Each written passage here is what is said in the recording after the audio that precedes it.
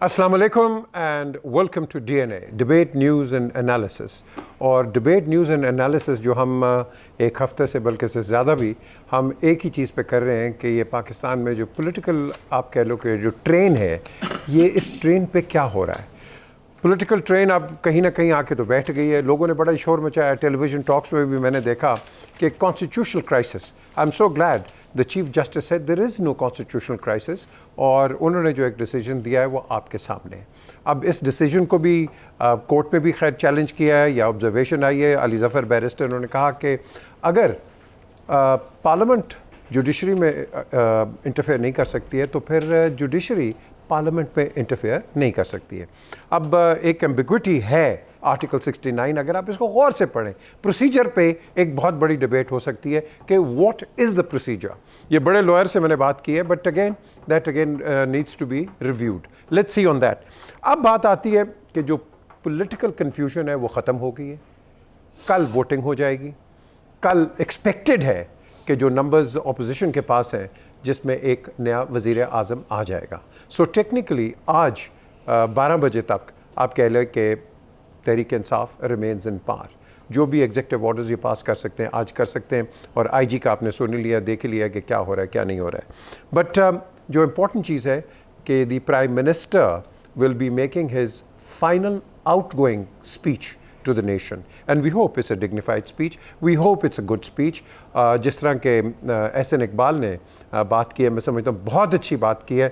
This was a fantastic, मैं कहूँगा ठीक है उन्होंने तनकीद की है पीटीआई के ऊपर, बट उन्होंने एक बड़े लेवल के ऊपर बात की है कि वो क्या एक्सपेक्ट करते हैं पीटीआई के साथ।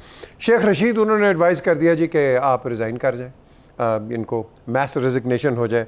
अच्छा, विच मीन्स मैस रेजिग्नेशन होती है 2/3 मेजॉरिटी उनके पास आती है, वो तो सारे लॉज अपने रिपील कर देंगे। ये भी इसका एक खदशा है।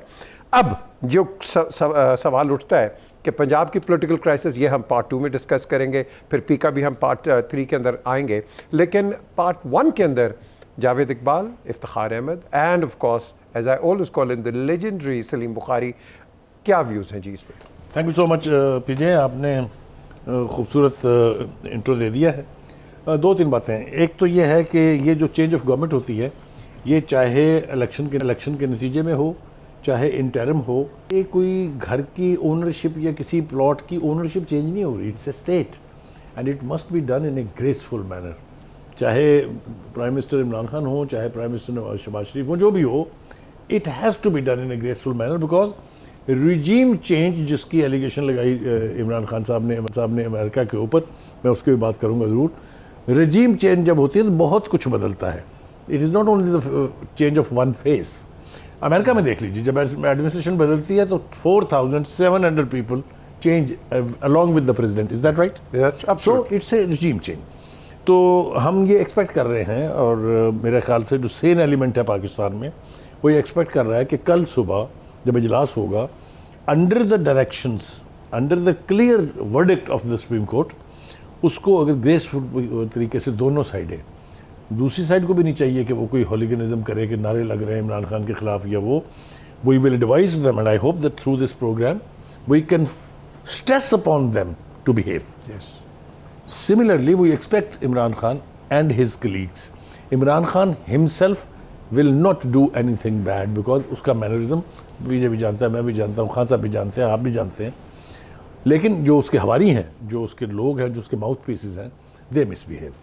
तो हम ये तवक्को कर रहे हैं, मैं इस तवक्को के साथ इस प्रोग्राम में ये मैसेज दे रहा हूँ बोथ साइड्स को कि कल एक ऐसा ग्रेसफुल चेंज ओवर कर दें, अगर होना है तो, कि लोग उसकी मिसाल दें, because we are being observed by the world. क्यों जी, आप इफ्तिखार साहब, मैं हमेशा आपको गेज किया है through out your journalistic journey, आप पेसिमिस्ट भी हैं, आप ऑप्टिमिस्ट भी हैं, और इसके बीच में से अब मुझे चाहिए आपका निचोड़ कि कल इसमें क्या हो। पहले मुझे बताएं, अली ज़फ़र ने ये बात जो आपने उससे मंसूब कही है वो कहाँ कही है? वो उन्होंने कोर्ट में कही है। नहीं, कोर्ट में बिल्कुल कोर्ट में कही है। नहीं, देखे ना, आज आप तासर ये दे रहे हैं कि अली ज़फ़र ने ये बात आज की है, ठीक है? आज नहीं की है, उन्होंने कोर्ट में ये क्लियर कर दीजिए कि आज नहीं की, क्योंकि तासर बहुत गलत जा रहा है, बिकॉज द केस की जजमेंट अनाउंस की जा चुकी Yes, है। but he did say it in the Supreme नहीं, Court. वो तो हो गया ना, उसमें तो ये मैंने इसीलिए अली जफर फौरन निकाल लिया। क्या अली कहा था जफर ने उसने? ऐसे उन्होंने कहा था जी कि if the courts interfere into the parliament, the parliamentarians उसको जवाब मिल would गया। be Have the right to interfere Have in the the right court. to नहीं सर, फिर वो जवाब मिल गया ना उनको। देखना हम आगे जाए ना, हम मैं तो कहानी में शुरू कर दूंगा कि फलाने ने ये कहा, फलाने ने नहीं। लेट्स गो बियॉन्ड इट, हम कंफ्यूजन ना चलो करें। सर, आप बताएं ना। नहीं कंफ्यूजन, बहुत कंफ्यूजन हो जाएगा ना। किस तरह confusion होगा? सर कल अगर एक चीज़ होने वाली है और आपका, मैं अली जफर का ये सिंगल लफ्ज़ मान लूँ, कल उसने कहा होगा, लेकिन मैं जब एक जजमेंट आ गई तो हम उस जजमेंट से अब आगे जाएंगे। अब आप कहते हैं कि वहाँ पे क्या होगा, वहाँ पे कल मुकम्मल मेरे ख्याल में साबित किया जाएगा पीटीआई वालों की तरफ से कि ये असेंबली नहीं चल सकती और वोट ऑफ नो कॉन्फिडेंस नहीं होने दिया जाएगा। क्योंकि आज जो मैं पढ़ के आया हूँ और आपने भी टिकर्स देखे हैं, उन्होंने कहा कि हम शेरवानी नहीं पहनने देंगे। ये उन्होंने कहा है, मैंने नहीं कहा। मेरी तो वही दुआ है जो बुखारी उन्होंने साहब नहीं, प्राइम मिनिस्टर ने कहा है। हाँ चलें, वो शुक्रिया जी बुखारी साहब। उन्होंने नहीं, प्राइम मिनिस्टर है। अच्छा कि आपने क्लैरिफाई करा दिया ये। बुखारी साहब बहुत शुक्रिया कि आपने प्राइम मिनिस्टर साहब का नाम ले लिया। तो अब सवाल ये पैदा होता है कि आई होप कि हम जो यंग जनरेशन है उसके लिए वो अच्छी बातें उनको दिखाएं। ये जो है ना बच्चों की तरह लड़ पड़ना, रो पड़ना, क्रिकेट में भी अच्छा स्पोर्ट्समैन स्पिरिट न करना, झगड़ा कर लेना आपस में जिस मुनासिब नहीं है। अब आप ये मुझे पता है कि आपको कोर्ट की कोई परवाह नहीं है। वो आज सारा दिन मैं देखता रहूँ ट्विटर पे और आपके दोस्तों की जो मुख्तलिफ हैंडल्स हैं उनसे, लेकिन मुझे ये भी पता है कि अपना सैटरडे को अदालत आलिया अपने हुक्म पर अमल दरामद करने के लिए कोई फ़ौज तो इस्तेमाल नहीं कर सकती। उसके पास कोई एक जुमले की इजाजत देंगे खान साहब, एक जुमले की जी, वो ये है कि all the decisions of the epic court, the armed forces and the law enforcing agencies are bound to implement that. Sir वो Under 190, absolutely सर correct. वो बाउंड तब हैं once they will be asked. ये नहीं कि वो घर में बैठे बैठे एक जगह वायलेशन शुरू हो जाए, फर्ज करें। I think they will be on the guard. They'll be on the guard. फर्ज करें, फर्ज करें। when they will be asked, they are going to perform that duty. Finish आपकी तरफ आ रहा हूँ, आपको ही बहुत मौका दूंगा। वो कह रहे हैं कि वो प्रिपेयर्ड हैं। अच्छा, ये कह इनके रहे ख्याल हैं। में होगा। मेरे पास कोई ऐसी इंफॉर्मेशन नहीं, मैं तो बहुत कम इंफॉर्मेशन का मालिक हूँ। अब अगर ऐसी सूरत हाल हो जाती है तो by the time chief justice को पता लगे और चीफ जस्टिस अपने दोस्तों को कहे कि भाई ये क्या हो गया है, मेरा ख्याल है कि खेल किसी और तरफ जारी है। हमें देखना चाहिए और हमें सीखना चाहिए कि ट्रांसफर ऑफ पावर कॉन्स्टिट्यूशनली करनी चाहिए। अगर एक दफ़ा ये रवायत हो गई तो इस मुल्क में ये फिर रवायत चलती रहेगी। ये अलग बात है कि खैबर पख्तूनख्वा में आज गवर्नर ने इस्तीफ़ा दे दिया है, वहाँ पे वोट ऑफ नो कॉन्फिडेंस भी मूव कर दिया गया है वहाँ के चीफ मिनिस्टर के ख़िलाफ़, और same thing is happening in Gilgit and Baltistan. क्यों जी जावेद? देखें पीजे, बात पता क्या है कि अभी तक जो कुछ हो रहा है वो हो रहा है सिर्फ़ और सिर्फ अपनी ज़ात के महवर के इर्द गिर्द। इमरान खान की अगर मैं पॉलिटिक्स देखूं पिछले 4 हफ्ते से, बदकिस्मती क्या है कि वो मेजॉरिटी लूज़ करने के बावजूद वो बाय ऑल मीन्स हर तरह से वो आइनी, गैर आइनी, अखलाकी, हर गैर अखलाकी हर तरह के हरबे इस्तेमाल करने जा रहे हैं जहां वो कुर्सी से साइड पे ना हो सकें।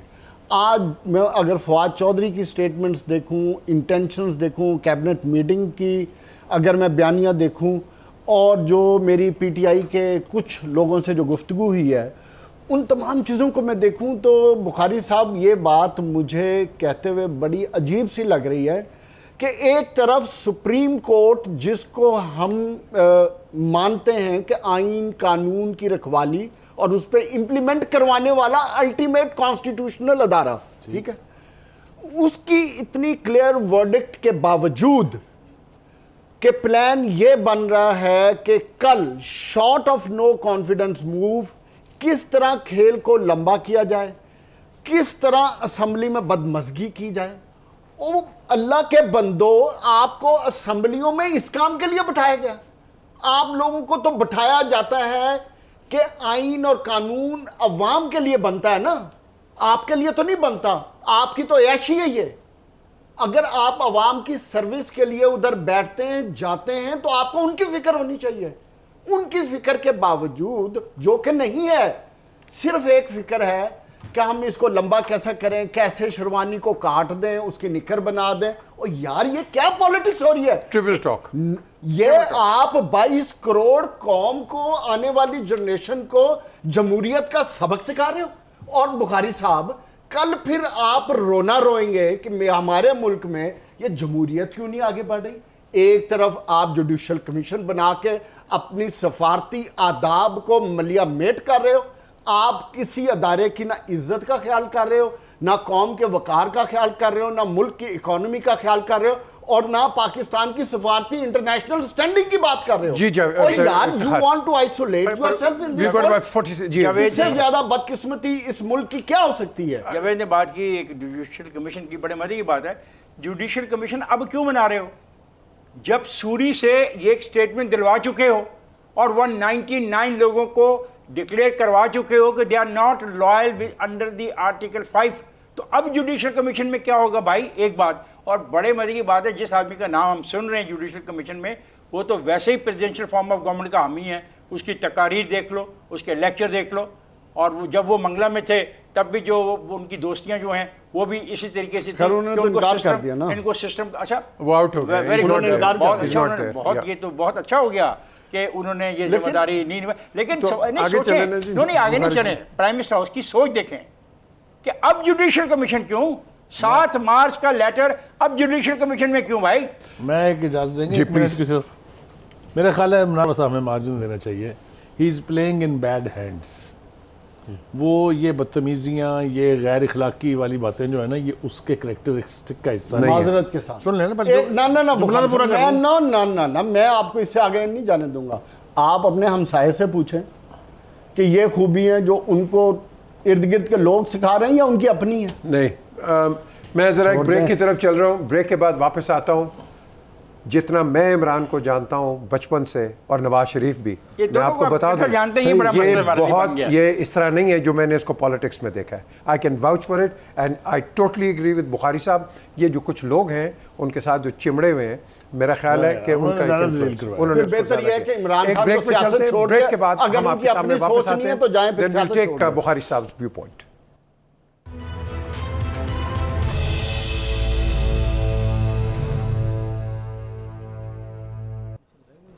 Welcome back to DNA. बड़ी हॉट डिबेट में कह रहा हूँ हो रही है, लेकिन ये जुडिशल कमीशन की हम बात करते हैं, सवाल एक उठता है। नंबर 1, पार्लियामेंट के बड़े मसले होते हैं, अपने होते हैं, गवर्नमेंट जो भी आती है उसके सामने एक अपोजिशन होती है और बहस मुबासा होता रहता है। द क्वेश्चन अराइजेज कि पार्लियामेंट के मसले हम कोर्ट्स में क्यों जाते हैं। हर मसला पहले फ़ौज के पास जाते थे, अब कोर्ट के अंदर जा रहे हैं।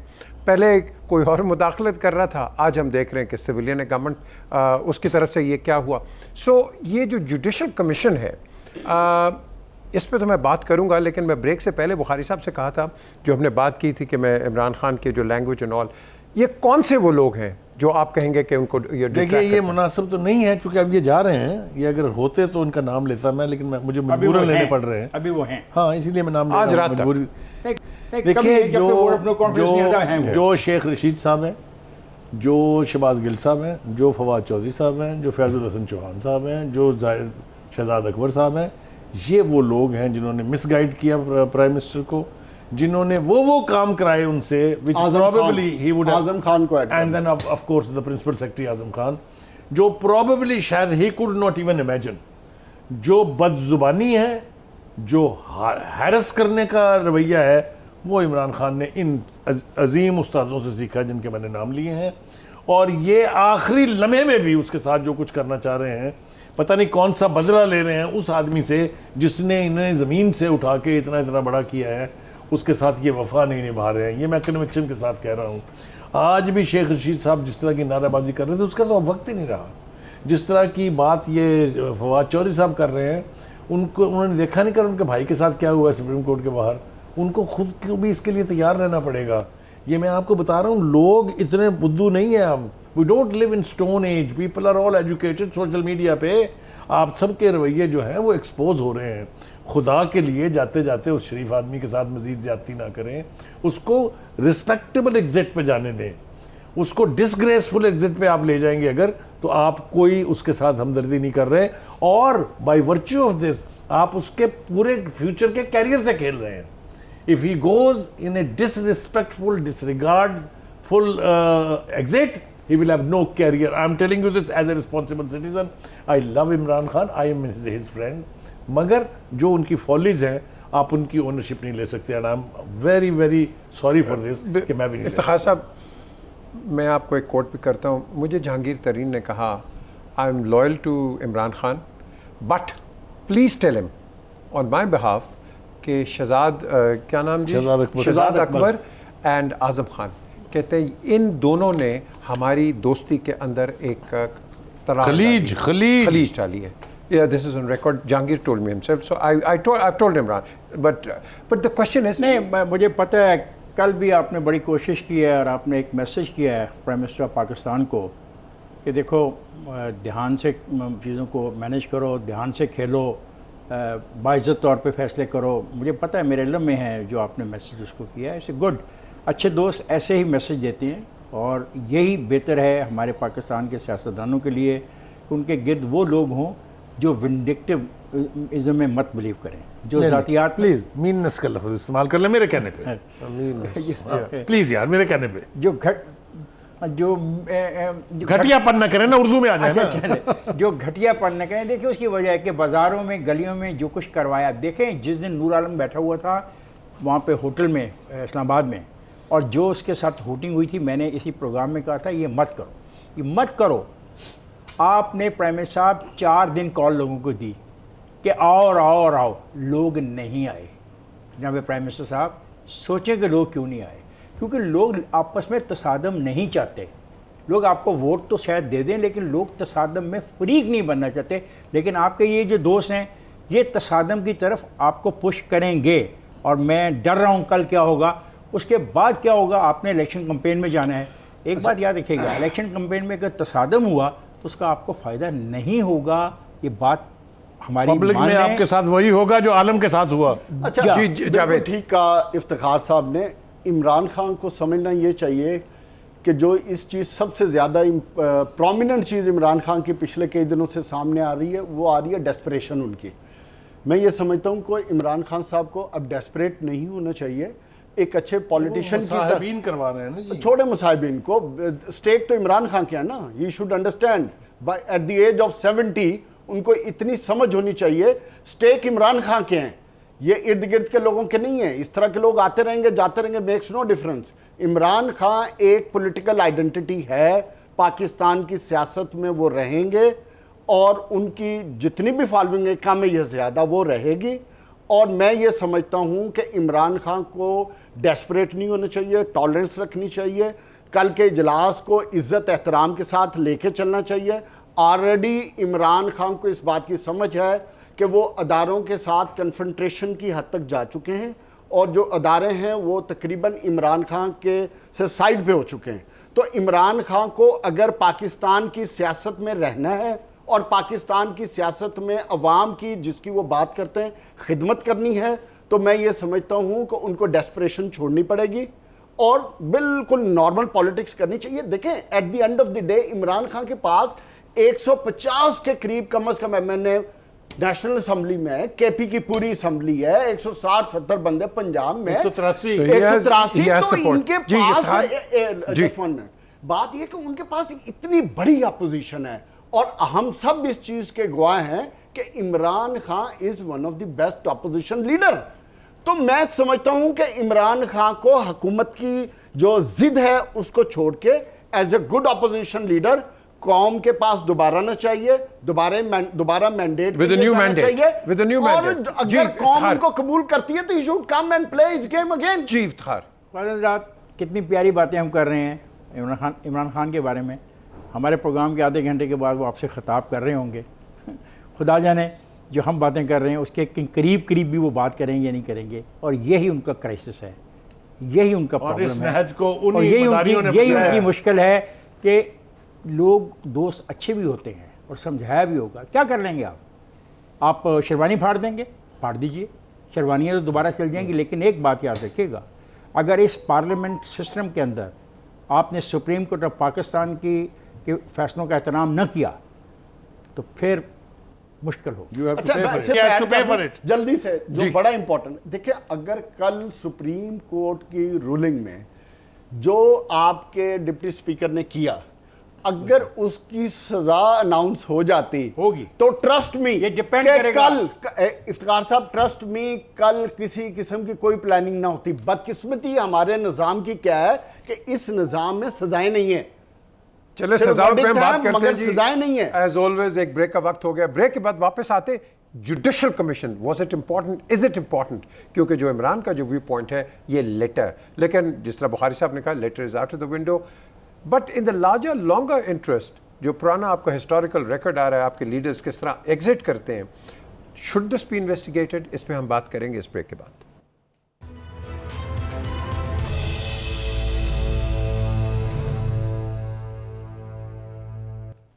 Welcome back to DNA. बात करेंगे ये जुडिशल कमीशन की। हर चीज़ तो जैसे मैंने प्रोलोग में अपने कहा कि भाई everything is rested. So the question Javed Iqbal is to you specifically, जो इमरान बात कर रहे हैं और हमारा पुरानी लीडरशिप को आप देख लो, शमशाद अहमद ने भी आज अपने टेलीविज़न पे बात कर दी कि किस तरह इंटरफेरेंस होती है in the larger interest, because it goes in interest of the opposition as well, कि shouldn't this be investigated properly?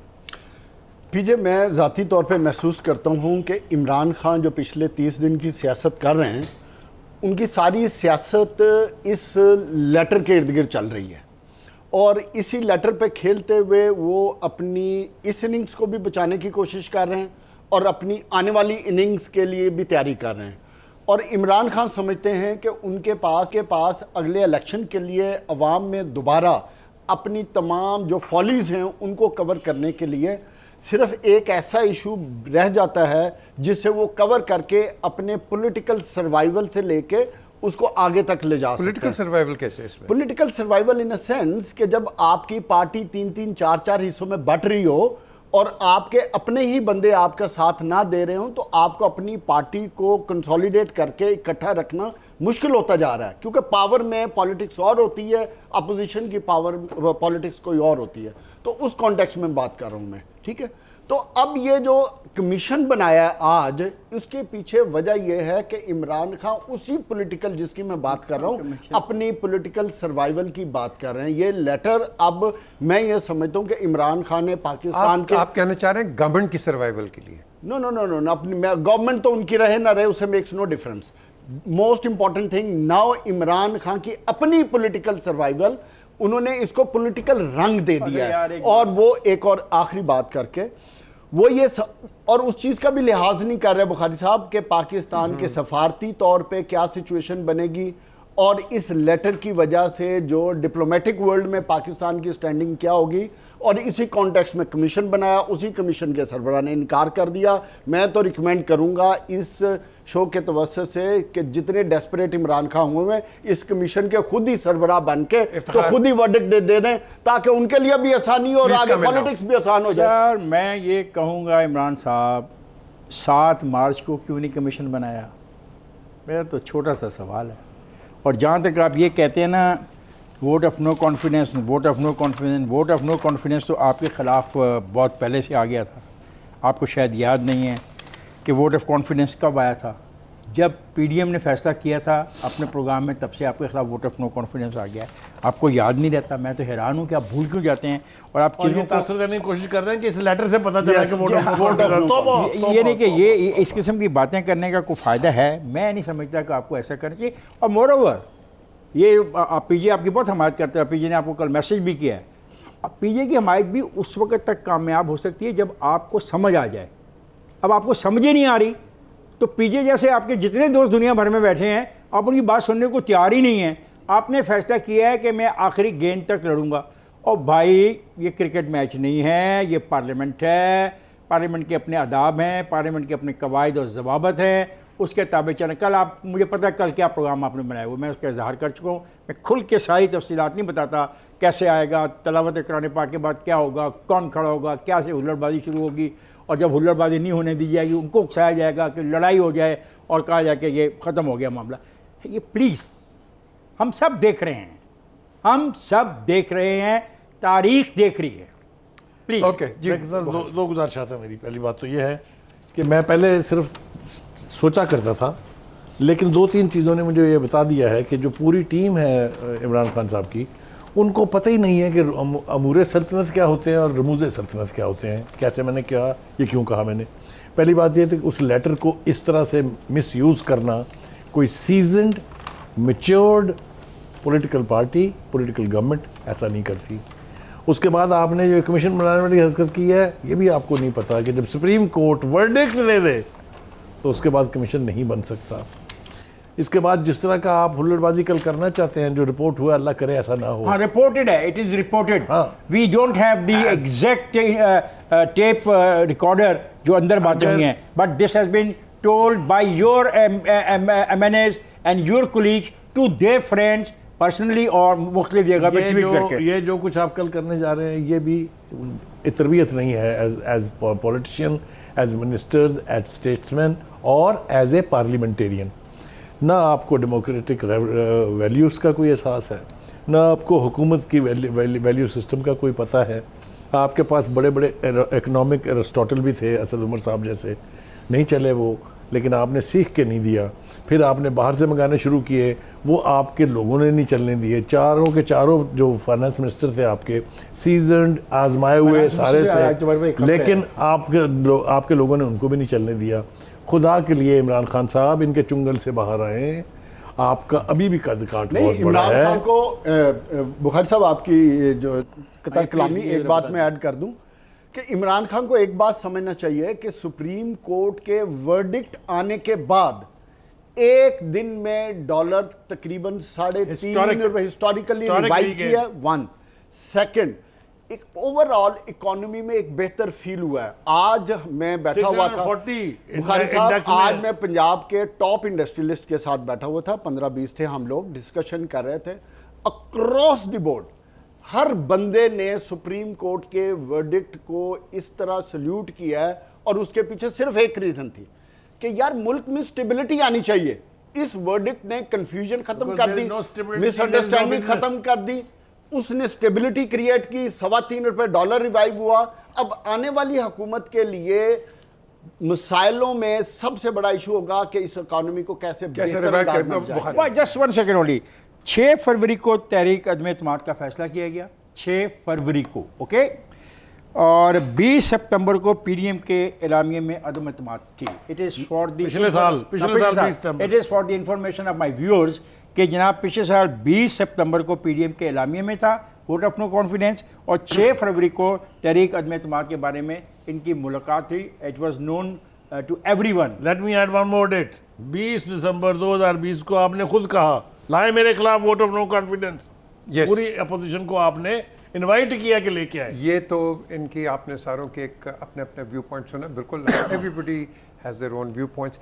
एक क्वेश्चन फिर भी स्टैंड आउट करता है, जो आपकी पुरानी पास्ट पॉलिटिकल हिस्ट्री जो बताती है कि आपकी एग्जिट्स कहाँ हुए, इस पे किसी ने बात नहीं की है। क्या हुए? आपके जो पॉलिटिकल, जब आपके लीडर्स निकले, यू नो, तो मुख्तलिफ हालात होते हैं, हर वक्त डिफरेंट सिचुएशन होती है। तो ये होता है स्टेट ऑफ परपेचुअल डिनायल। ये स्टेट ऑफ परपेचुअल डिनायल। मैं I am publicly stating, Mohammad Khan Junejo को क्यों निकाला गया बताएं? People who matter know what I am talking. Junejo को क्यों निकाला गया? नहीं, ये सब उसी के अंदर शुरू करते हैं। तो मोहम्मद खान जिनेजो को क्यों निकाला गया? मुझे बताएं ना। बात सुने, ये सब इसी के अंदर होता है। Let's be open. इस लेटर को in the interest of opposition and the government and future politicians has to be interested. Some people who supports the Imran Khan point of view. It is not a question of supporting Imran. It is a question of supporting Pakistan's integrity. It is not question of Pakistan. Absolutely not. Absolutely not. This is biased talk. Pakistan के अंदर अदारे थे, पाकिस्तान के अंदर अदारे थे। आप ऐसा ना किया करें, पाकिस्तान के अंदर अदारे थे। अगर ऐसी खतरनाक बात थी, 7 मार्च को उन अदारों के हवाले ये लेटर कर देना चाहिए था। Let's take a break here.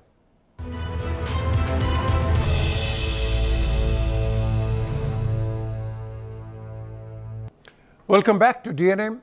जैसे मैंने पहले कहा हुआ है कि इस प्रोग्राम में हर बंदे का अपना अपना व्यू होता है, अपनी एनालिसिस होती है, एंड वो कहते हैं ना, वो जो पीका का है, जो कि ऑर्डिनेंस बाहर फेंक दिया, फ्रीडम ऑफ स्पीच, तो ये हर एक की अपनी है इसके अंदर है। सो कई समझते हैं कि लड़ाई नहीं हो रही है, इसके अंदर एक डिबेट हो रही है। अच्छा, ये मैं बात बहुत साहब, आपने एक गलत तारीख कही है।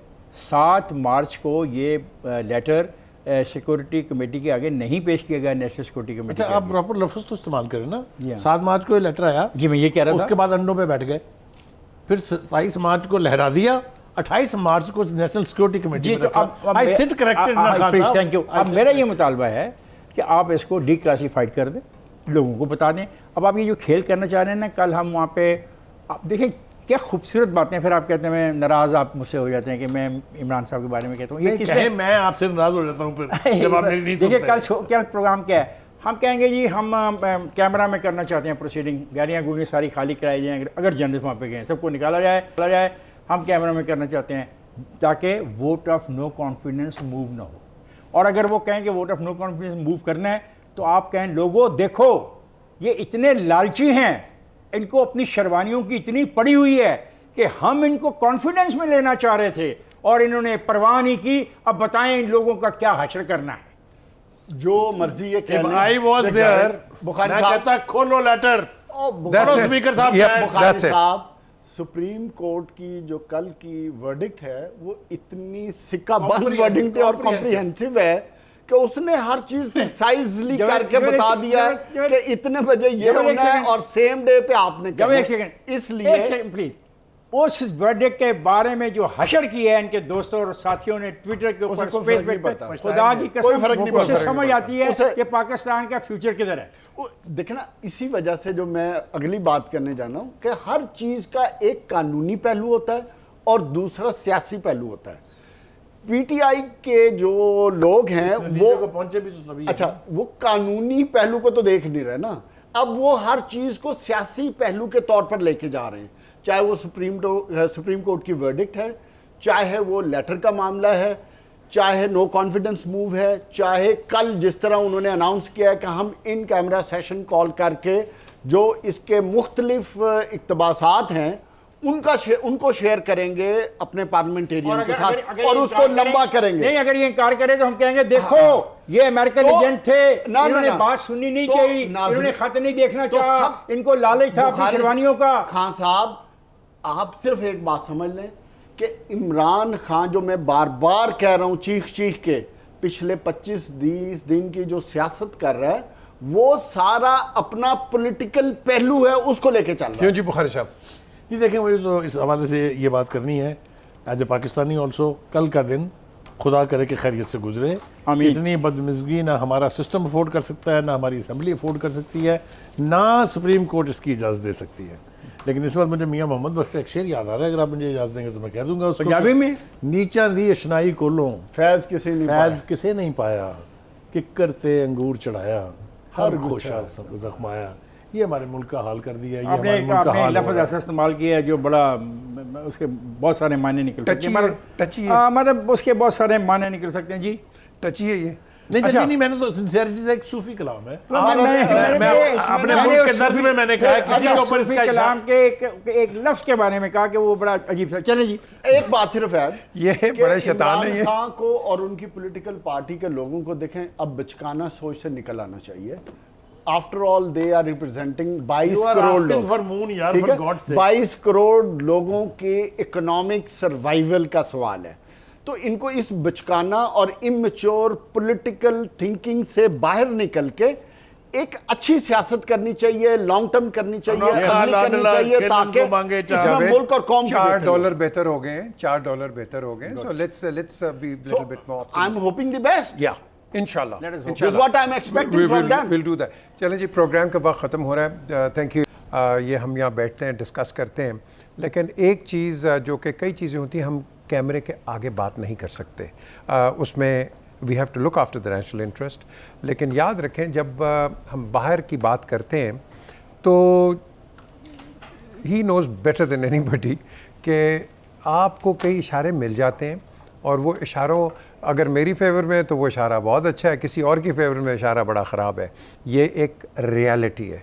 लेकिन यहाँ इशारा जो है ये हमने पुराने भी देखे हैं, पूरी दुनिया में देखते हैं, देखते आएंगे जब तक हम खुद मुख्तार नहीं होंगे। इंटेग्रिटी अपने आप में नहीं आएगी, मोरालिटी जो कि Quaid Azam unity, faith and discipline दे के गए नहीं आएगी, आपको यही चीज़ें चलती रहेंगी। कल दोबारा आपसे मुलाकात होगी। पीजे का इशारों की ज़बान हमें समझाइए, कितने इशारे आपके इल्म में हैं? ये मैं आपको भी बताऊंगा इशारे, क्योंकि पहला इशारा आपका घर जाने का है, दूसरा इशारा हमारा प्रोग्राम ख़त्म करने का है। Look after yourself, look after the interest of Pakistan. खुदा हाफिज़।